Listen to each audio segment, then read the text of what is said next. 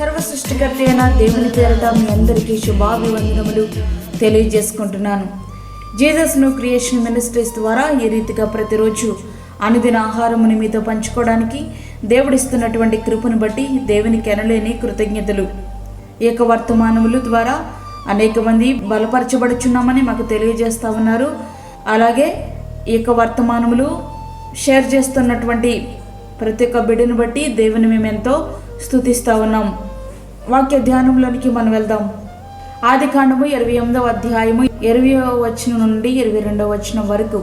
అప్పుడు యాకోబు, నేను తిరిగి నా తండ్రి ఇంటికి క్షేమంగా వచ్చినట్లు దేవుడు నాకు తోడయుండి నేను వెళ్ళుచున్న ఈ మార్గములో నన్ను కాపాడి తినుటకు ఆహారమును ధరించుకున్నట్టుకు వస్త్రములు నాకు దయచేసిన ఎడల యెహోవా నాకు తోడయుండును. మరియు స్తంభముగా నేను నిలిపిన ఈ రాయి దేవుని మందిరమగును. మరియు నీవు నాకిచ్చి ఆవత్తులో 10వ వంతు నిశ్చయంగా నీకు చెల్లించదనని మ్రొక్కుకొనెను.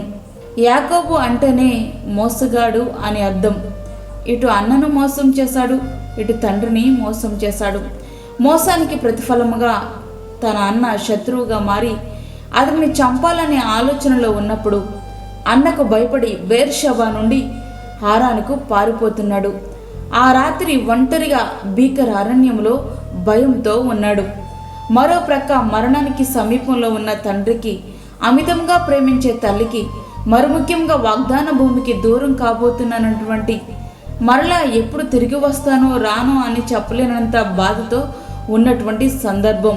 అయితే ఆ రాత్రి అతనికి దేవుని ప్రత్యక్షత లభించింది.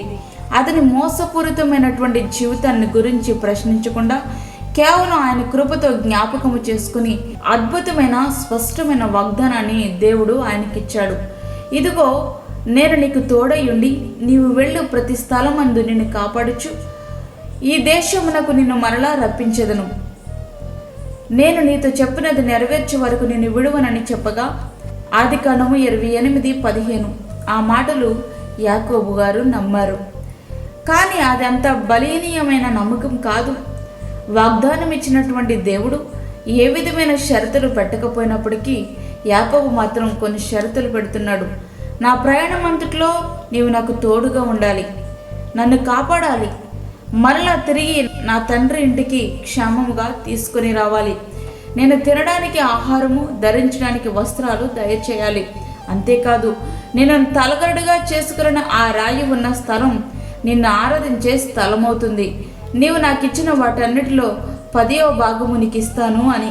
చూసారా, ఒక రకంగా దేవునితో యాకోబు బేరమాడుతున్నట్లు ఉంది కదూ.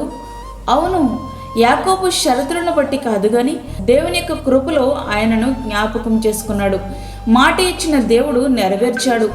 యాకోబుకు దేవుడు తోడుగా ఉన్నాడు. యబ్బోకు రేవులో దేవుడు ఆశీర్వదించాడు. శత్రువైన అన్నను మిత్రునిగా చేశాడు. తన తండ్రి ఇంటికి అనగా వాగ్దాన భూమికి తిరిగి యాకోబును తీసుకుని వచ్చాడు. ప్రియ స్నేహితుడా, ప్రియ విశ్వాసి, వాక్యం వింటున్నటువంటి ఈ ప్రియమైన దేవుని బిడ్డ, అనేక సార్లు మనము కూడా ఇట్లాంటి తలంపులనే కలిగి ఉన్నాం. దేవుడు నాకు ఇది చేస్తే రక్షణ పొందుతాను, అది చేస్తే బాప్తిస్మం తీసుకుంటాను, ఉద్యోగం వస్తే చర్చికి మానకుండా వెళ్తాను, నేను అనుకున్నట్లు అంతా జరిగితే దేవుని మందిరానికి వస్తాను, నేను అనుకున్నట్లు అంతా జరిగితే దేవుని మందిరానికి అది ఇస్తాను, దేవుని కొరకు ఇది ఇస్తాను అంటూ దేవునికి షరతులు పెట్టిన సందర్భాలెన్నో నీ జీవితంలో ఉన్నాయి కదూ. నీ షరతులను బట్టి కాదు కానీ ఆయన కృపతోనే అన్నింటినీ ఆయన నీకు అనుగ్రహిస్తున్నాడని నీకు అర్థం కావాలి. దేవునితో బేరమాడే ప్రయత్నం ఎన్నడూ నీవు చేయొద్దు. ప్రియ స్నేహితుడా, ఆయనతో బేరమాడడానికి మనము ఏపాటి వారం? ఏదైనా మనకి అనుగ్రహించబడుతుందంటే అది కేవలము దేవుని యొక్క కృపను బట్టే. ఏదో నీవు ఇస్తున్నావు, దాన్ని బట్టి దేవుడు నీకు ఇస్తున్నాడు అని కాదు. దేవుని యొక్క కృపను బట్టే నీకు అన్నీ కూడా దేవుడు అనుగ్రహిస్తూ ఉన్నాడు. కాబట్టి అటువంటి షరతులతో కూడినటువంటి వాగ్దానములు కాక దేవుణ్ణి దేవునిగా ప్రేమించు, దేవుని దేవునిగా సేవించు, దేవుని కొరకై జీవించే ప్రయత్నం చెయ్యి.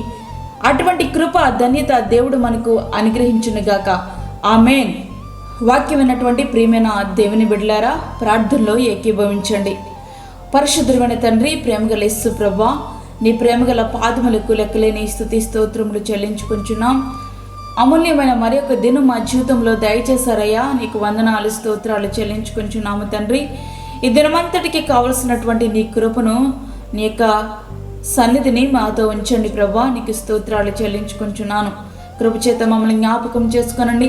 బలహీనులను, గర్భిణీ స్త్రీలను, చంటి బిడ్డలను, వృద్ధులను, పేషెంట్స్ను మీరు జ్ఞాపకం చేసుకొనండి ప్రభువా.